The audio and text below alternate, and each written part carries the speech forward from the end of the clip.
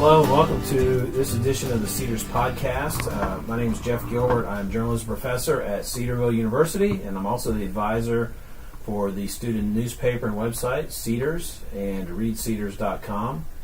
And today we're here to talk about with one of our students here, Callahan Jones, who's a senior, getting ready to graduate. And he won an award recently for a story he did, so that's what we're here to talk about. We're going to just sort of talk about his reaction to winning it. He's going to tell us a little bit about the story, kind of his inspiration for it, some of the other things that had to do with his approach to that story. And then we're going to have someone read the story, and so you can hear the story. We'll also provide a link for you to go read it as well, but that's what we're going to do. So, Callahan wrote a story, a long feature story. He started this process for feature writing class. He's also an editor for Cedars. He's our digital editor. And when he started working on this story, he spoke with the editors, said, "Hey, I'm doing this story for class. I think it'd be great for Cedars too." And so we ran it there as well. And what happened was we're involved with Society of Professional Journalists, and we enter their contests every year. We do the regional contest. We're in Region 4, which is Ohio, Pennsylvania, Michigan, and Western Pennsylvania, that is, and West Virginia. And so we do that, and we've won a number of things over the years, different students here and there, winning some, just being like finalists, runner-ups in regional categories. We've had some regional category winners. We're in the smaller school papers division, and I think probably under 10,000 students, if I'm not mistaken. And so we do that, and a few years ago we did an in-depth series about some things on campus, and we got a first place national for that. And then this year Callahan won the regional award for best feature. And when you win the regional, you go to the national competition. There are 12 regions, and what they do is they just take all 12 of those winners, if there are 12, if there's been enough entries in all those regions, and I think usually there are. And then they go to before judging there, and those judges decide who's the winner of the national award, and they usually give a couple finalists. So we had a couple other, we had 3 regional winners: Callahan, Tim Miller for a sports story on a basketball player whose career ended with an injury, and then Alex Henschel, who writes our Just Saying column. She won the regional as well. Both the two of them got finalist recognition at the nationals, which means they're basically runner-up. So they were either second or third place in the national competition for them. So big congratulations to them as well. But then Callahan got first place. He's the winner for the national thing for the feature story that he did. So I got an email alerting me to the fact that he had won, and I shared it with him. And so, Callahan, what was your reaction to that? Well, honestly, it was pretty exciting. I wasn't really expecting it. I knew that I was entered in the national competition since I had won the regional award, but there was never a thought in my mind that I would actually, potentially win it. I thought maybe I'll get runner-up or something because it's a story I was really proud of, and I think when I wrote it, I thought there was something special to it. But I never expected to win. So when you contacted me and told me, I was pretty excited, and then I was a little bit dejected because you're like, "Don't tell anyone yet; it's secret." And so So then you're like, "Well, can I tell my girlfriend? Can I tell my family?" And I'm like, "Yeah, you can tell them. Just don't broadcast it. Don't tweet it. Don't put it on Facebook." Yeah, exactly. So it was really exciting, and now that it's actually public, I think it's kind of hitting me all over again. That I won this cool award. Yeah. So the story, the headline of the story is Superfly Struggles. Mm-hmm. So just give us a little bit of a synopsis of what the story is about.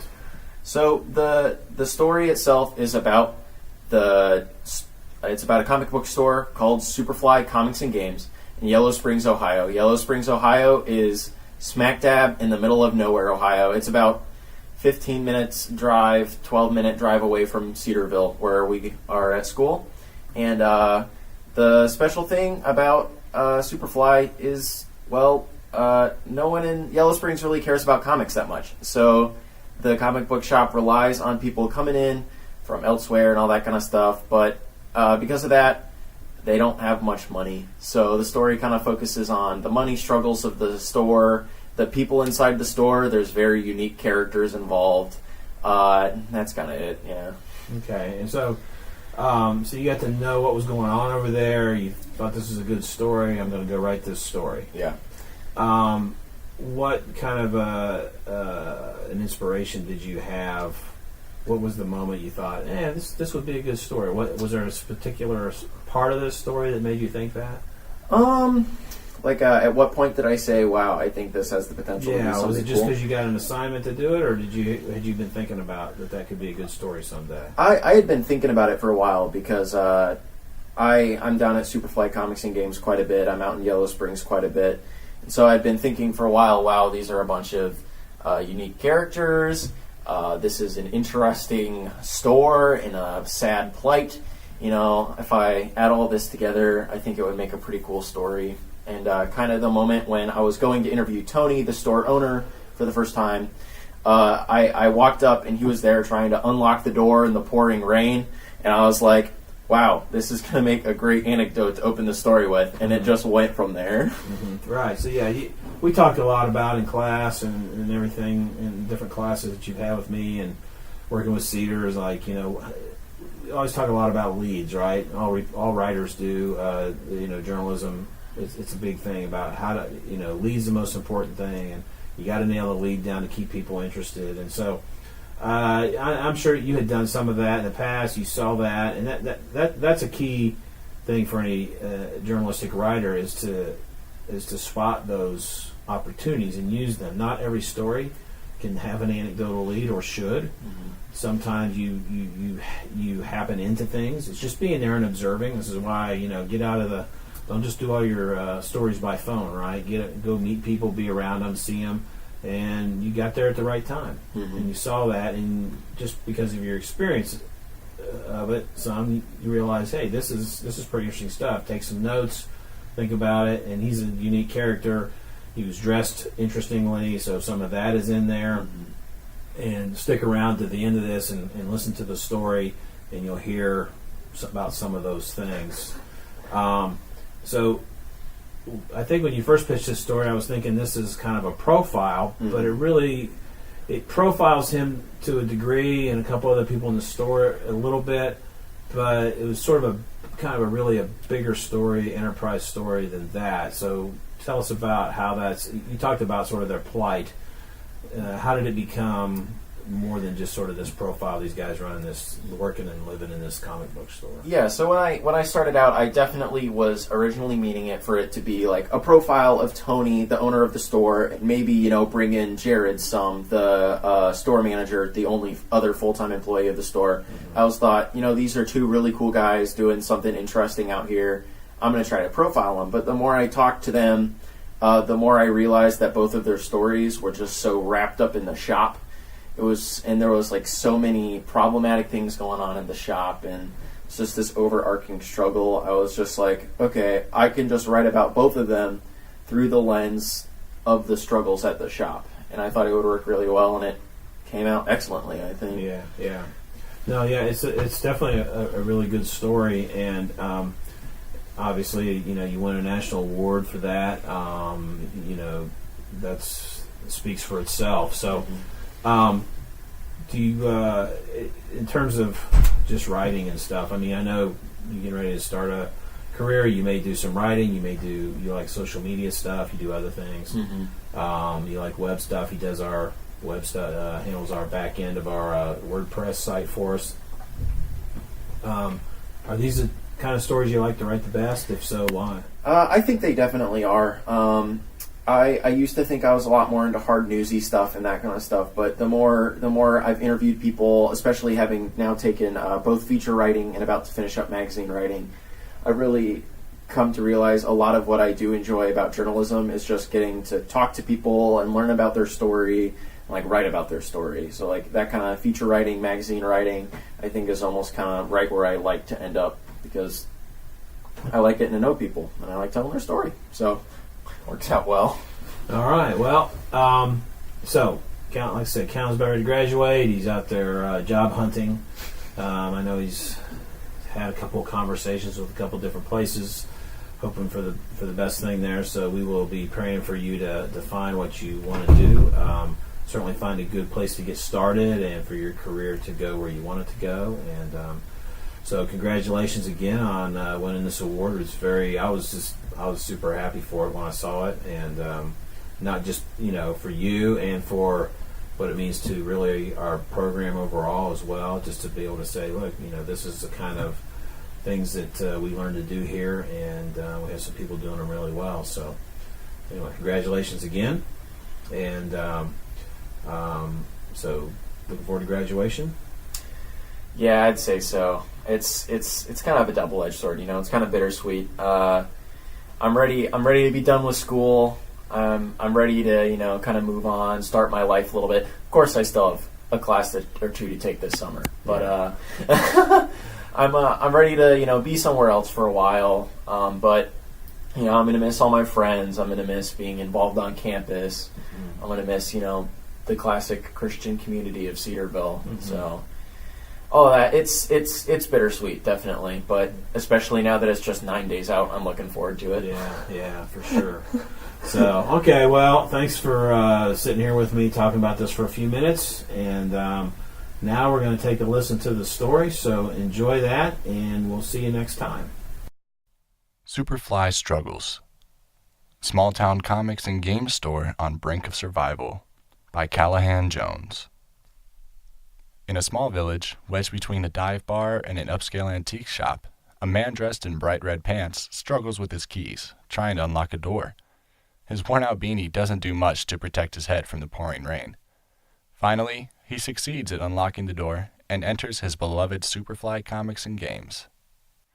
"This place is a mess," Tony Berry says to himself with a sigh. He flips on the lights. Superfly Comics and Games is housed in a small and dimly lit building. The carpet is old, worn, and doesn't get swept very often. It's hard to get to that when the store only has one full-time employee and 2 part-timers. Music fills the space, sourced from a Spotify playlist that is thousands of songs and hundreds of hours long. It's a varied collection of underground hip-hop, ambient noise, indie rock, polka covers of popular songs, and Metallica. The space is packed with product.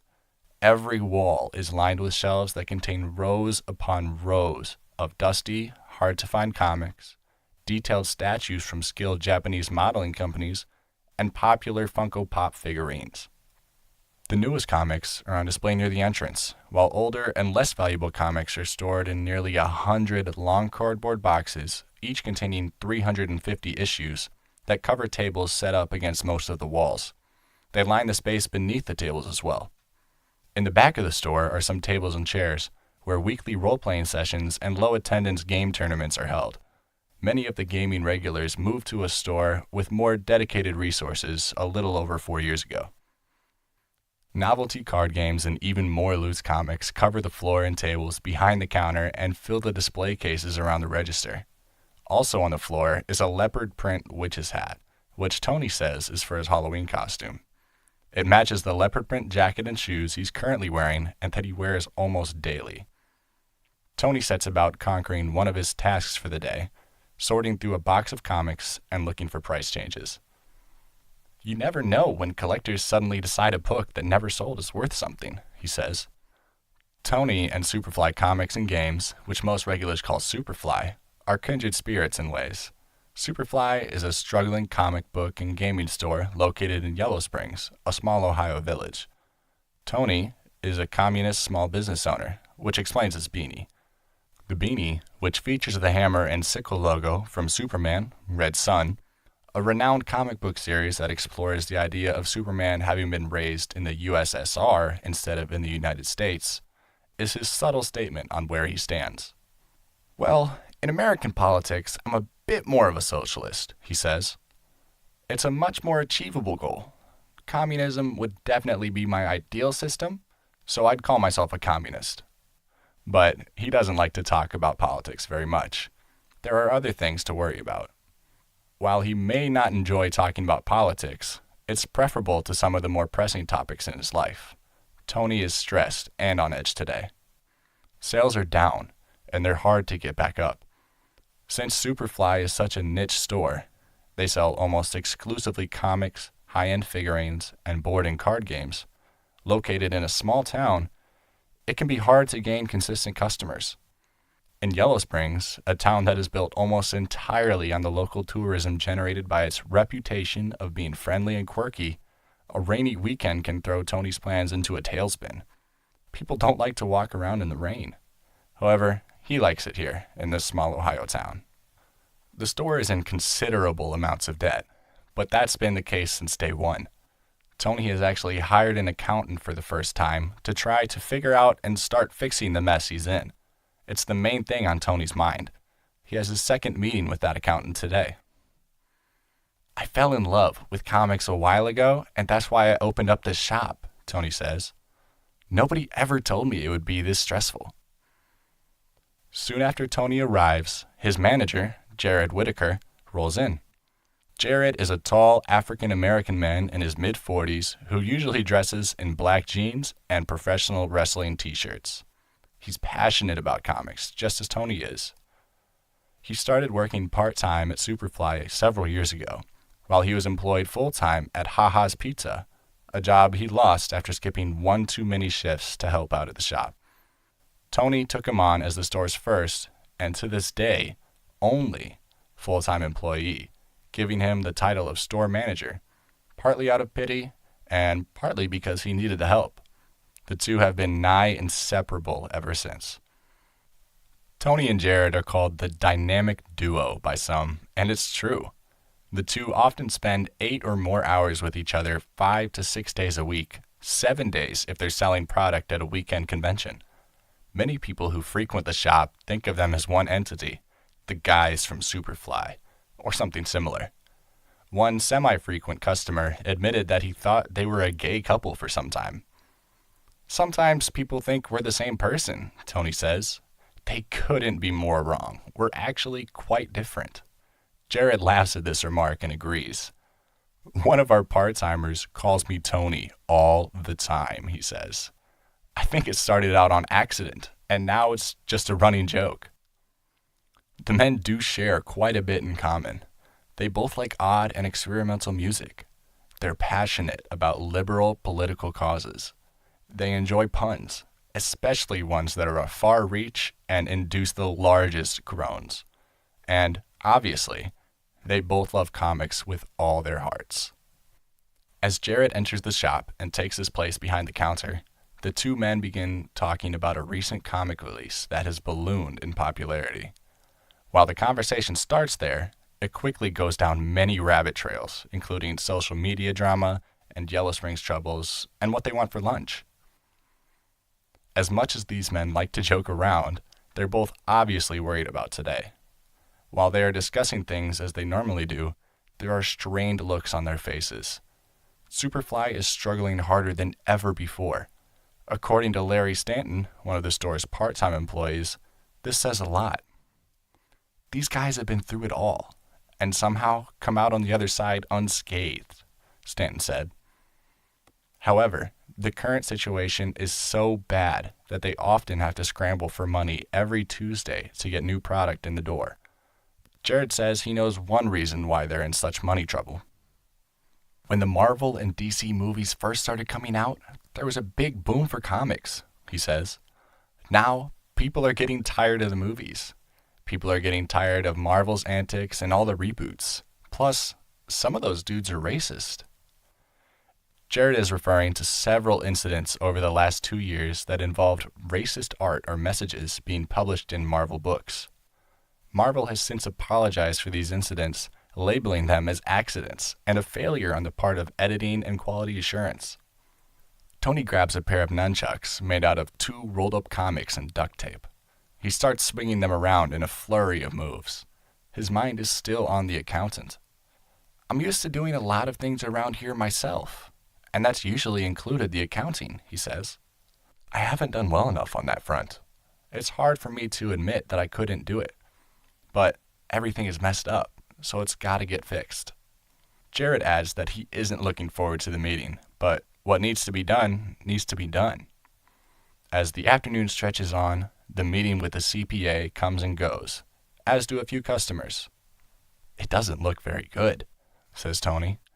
"The taxes are worse than I originally thought they were." He looks down at his to-do list from the accountant. It's long. He looks at the list of sales for the day. It's short. He's over $500 behind where he wants to be for the week.